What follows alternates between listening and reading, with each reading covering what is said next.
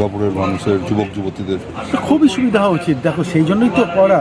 এবার এটা ধরো একটা অলিম্পিক সাইজের সুইমিং পুল, এখান থেকে যারা শিখবে, যাদের ইচ্ছা আছে, তারা এক তো শেখা তো আলাদা জিনিস, তারা যে কোনো চ্যাম্পিয়নশিপেও যেতে পারে, হয়তো কেউ কোনো দিন স্টেট, ন্যাশনাল, ইন্টারন্যাশনাল লেভেলে গেলে আমাদের গর্ব। তাছাড়া নর্মাল দেখো, সুইমিং যদি বড় বড় কথা বলা উচিত, কারণ আমি নিজে সুইমিং যাই না, কিন্তু একটা এসেন্সিয়াল পার্ট, বাচ্চাদের বড়দের সবারই শেখা উচিত, জানা উচিত।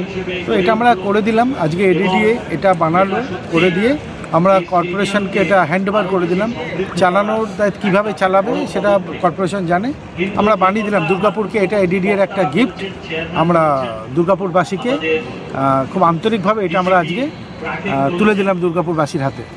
জেলার মধ্যে এরকম কি আছে সুইমিং পুল? না, আমার মনে হয় না এত বড় সুইমিং পুল, আমি জানি না, আমার জ্ঞানও তো নেই আমার।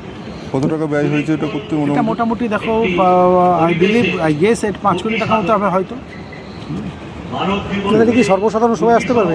হ্যাঁ, যে কোনো সাধারণ মানুষ, এটা করা তো সাধারণ মানুষের জন্য, এটা সবার জন্য। হ্যাঁ, কিছু কোনো ইয়ে থাকবে, নিয়মকানুন? হ্যাঁ, নিয়মকানুন তো না থাকলে তো ইনডিসিপ্লিন হয়ে যাবে, সেটা তো থাকবেই। একটা খুব মিনিমাম, খুব নমিনাল একটা কিছু হয়তো চার্জ থাকবে, কিন্তু ইটস ওপেন বর্ডার, কারণ ট্রেনিং দিতে হবে, ট্রেনার সব কিছু আছে, তো মেনটেন করতে হবে। খুব নমিনাল চার্জ, যাতে সর্বসাধারণ এটা ইউজ করতে পারে। এটা যোগাযোগ কর্পোরেশন, আমার দায়িত্ব শেষ, এবার কর্পোরেশনের দায়িত্ব। ঠিক আছে। ঠিক।